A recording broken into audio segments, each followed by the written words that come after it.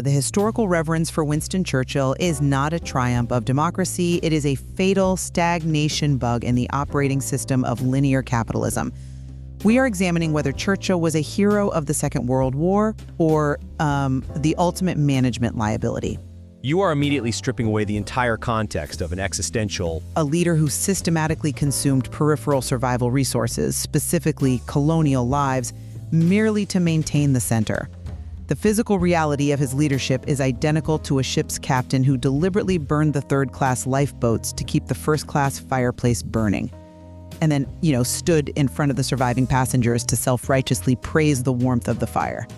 I represent the undeniable physical reality of circular capitalism, where every extraction has a direct survival cost. And I defend the practical necessity, the moral complexity of historical leadership. You are deliberately ignoring the reality of a planetary threat. Churchill's resource distribution was the absolute only viable path to survival against the acute, unprecedented destruction of Nazism. It was an extraction.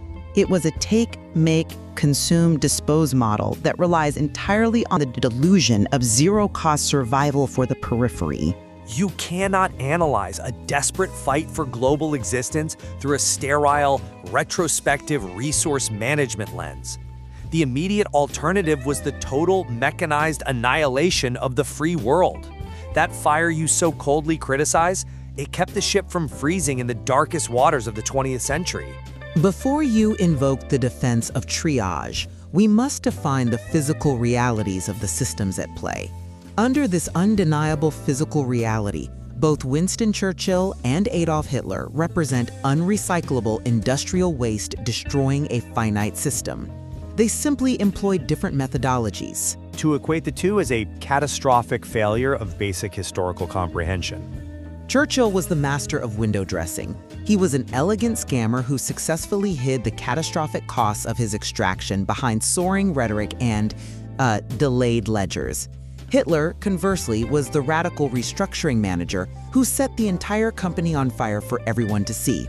Hitler was actively operating a machinery of industrialized genocide. Framing history as a moral choice between these two distinct methods of destruction is a false binary. You are forcing society to choose between paying a premium for overpriced, expired rotten meat or being force-fed, poisoned raw meat. Both are fatal extractions of survival resources that ultimately destroy the biological host. Churchill's extraction of resources, his leveraging of global alliances, and his intense mobilization of the British Empire was a calculated necessity. Survival against an empire of pure destruction required brutal, linear decisions. You cannot judge the desperate actions required to win a global war by the accounting metrics of a circular resource model. There's no accounting metric that justifies. The concept of the lesser of two evils is not some theoretical false binary. It is the tragic, inescapable reality of human conflict in the 1940s. Without that elegant scammer, as you call him, the radical restructuring manager, would have reduced the entire planet to ash. Churchill marshaled the physical world to stop the fire. Your justification relies entirely on the myth of allied teamwork.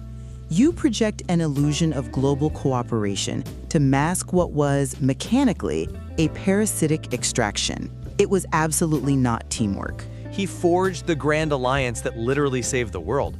It was a physical struggle for survival by a bankrupt aristocrat with an empty wallet. By 1940, Britain had exhausted its sovereign wealth. They had drained their gold and dollar reserves. To maintain the illusion of global power, Churchill forced his relatives, the United States, and his servants, the colonies, to cover his catastrophic casino losses. He maintained the psychological morale of a besieged nation. He leveraged the physical labor and agricultural output of the entire Indian subcontinent while systematically signing over sovereign British military bases to the US just to keep the Atlantic supply lines open. He then stood up from the roulette table and acted as if he had won the game through his own sheer brilliance. You are actively ignoring the immense diplomatic genius required to keep Britain in the fight long enough for the United States to mobilize its industrial base. Churchill held the line. He integrated the massive, untouched industrial capacity of the New World with the strategic geographic positioning of the Old World. He held a sinking luxury liner afloat by having it towed by an American tugboat. That is not a casino loss. That is the greatest coordinated alliance in human history. The United Kingdom, the United States, Canada, the broader Commonwealth stood as a unified front. A unified front while deliberately throwing the third-class passengers overboard just to lighten the load. The Bengal Famine of 1943 is the ultimate physical proof of this linear extraction mechanism. The Bengal Famine was a tragedy exacerbated by wartime shipping constraints in the Japanese military expansion. Millions of colonial subjects were starved to death because their survival maintenance costs were calculated as absolute zero in order to keep the center fed. The War Cabinet explicitly denied requests from the Viceroy of India for wheat shipments. They enacted the denial policy in Bengal, systematically destroying local boats and seizing local rice stocks. To prevent them from falling into Japanese hands. They erased the local population's physical ability to feed themselves or transport food, prioritizing the buildup of theoretical stockpiles in the UK. Churchill is the fraudster who, to save himself from drowning, strangles a random passerby to use their body as a flotation device, and later, has the sheer audacity to accept a medal for a successful rescue. It was not a deliberate malicious extraction by the Prime Minister acting in a vacuum. You are retroactively applying modern geopolitical disparities to decisions strictly bound by the terrifying parameters of a two-front global war. When a nation is facing the immediate threat of invasion, the center must be preserved, or the entire periphery falls to an infinitely worse fate. The line you claim he held was drawn entirely with other people's blood and stolen resources. Furthermore, you cannot tie the survival tactics of the British Empire in the 1940s to the actions of modern geopolitical actors. What happens today is entirely separate. Modern leaders possess ultimate agency over their own conflicts. I am drawing a direct, unbroken, physical line to the modern Middle East. The current geopolitical ignition, specifically surrounding Israel and the violent actions of the Netanyahu government, is the uncollectible generational debt of Churchill's linear extraction violently materializing in the present. Blaming Churchill's wartime administration for the profound inability of modern leaders to establish peace is a cowardly evasion of current moral responsibility. Churchill was the colonial secretary who presided over the massive post-World War I restructuring of the Middle East. He was the con man who arbitrarily drew lines in a neighbor's yard, subdividing the land to secure British access to oil pipelines and naval routes without any regard for the survival resources of the indigenous populations. Those borders were drawn out of the desperate necessity of managing a massive geopolitical vacuum. He sold off those subdivided lots to multiple different buyers to extract other nations' resources to buy his own peace. He then enjoyed a lavish state funeral decades before the physical complaints and the explosions started rolling in. The actors on the ground today are making their own violent choices. They are firing the weapons. To attribute century-old administrative mapping to today's radicalized violence strips all agency from the people currently perpetuating the conflict. The modern United Kingdom is merely the grandson of that conman who sold the same plot of land to two different people. This grandson has inherited a completely bankrupt system. It relies entirely on external energy just to survive. That is a completely separate macroeconomic shift. It possesses absolute zero physical fire extinguishers of its own to put out the fires its grandfather started. When this empty shell of a nation stands on the international stage and emptily shouts at its bleeding neighbors to get along, it is nothing but a hollow data transmission. It carries zero physical leverage. Listen, if you violently strip away the moral hierarchy of the Second World War, if you label Churchill and the Allies as mere parasitic extractors and equate them to the Axis powers, you legitimize the horrifying radicalized sentiment we are currently seeing spread online. The thermodynamic heat generated by an operating system running on stolen resources. Disillusioned people reacting to the brutality of modern leaders like Netanyahu are genuinely starting to claim that Hitler had foresight.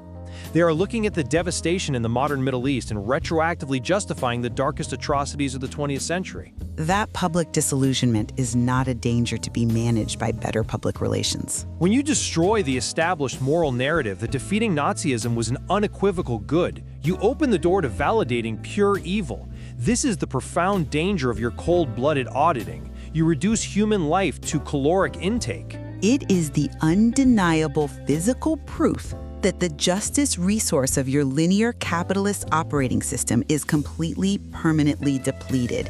It has been mined to total exhaustion. We are currently sitting in a hellish restaurant where the current chef has started actively and blatantly poisoning the guests. We cannot just abandon the moral stakes of history. This intense trauma prompts a hallucinating patron to scream, maybe the previous chef, who just blew up the entire restaurant, made more sense. Both the current chef and the predecessor represent extreme, fatal extractions of survival costs. Society is hallucinating this defense of the predecessor because your moral hierarchy is collapsing. Which is exactly why we desperately need the moral clarity that Churchill provides. If we abandon the narrative that stopping the man who wanted to blow up the restaurant was a supreme moral good, we descend into absolute terrifying nihilism. Is collapsing because it was built on a mathematical impossibility. The idea that you can continuously extract resources from the periphery without eventually poisoning the center. You cannot reduce the defense of human liberty, the preservation of democracy, to a supply chain audit. Churchill stopped the restaurant from being annihilated. He provided the necessary framework for the survivors to rebuild a world where rights actually exist. History, under your framework, is simply a game of musical chairs between a clumsy destroyer and a will-staging scammer. The scammer continuously withdraws other people's savings, calls the theft an investment for freedom, and throws a lavish victory party while the actual investors starve in the dark. We need the elegant scammer. In the darkest, most brutal realities of human history, where the physical truth is nothing but unspeakable suffering, the leader who deceives the public with hope is an absolute necessity to prevent total societal collapse. The moral clarity you desperately cling to is nothing more than a highly successful marketing campaign. The survival of the center was purchased exclusively by the systematic, lethal consumption of the periphery. Without the narrative, without the myth of the hero standing against the dark, there is no psychological resilience. Churchill provided the essential armor necessary for the human spirit to survive the abyss of the 20th century. He forged a shield that allowed ordinary people to endure the unendurable. He was merely the pioneer of the political pro-wrestler. That is incredibly dismissive. Inside the ring, he flawlessly played the babyface hero. That applause built the institutions of the modern democratic world. It sustained the post-war order. It built the United Nations. He actively rewrote physical reality through narrative, forcing the audience's applause to validate his massive extraction of wealth and life.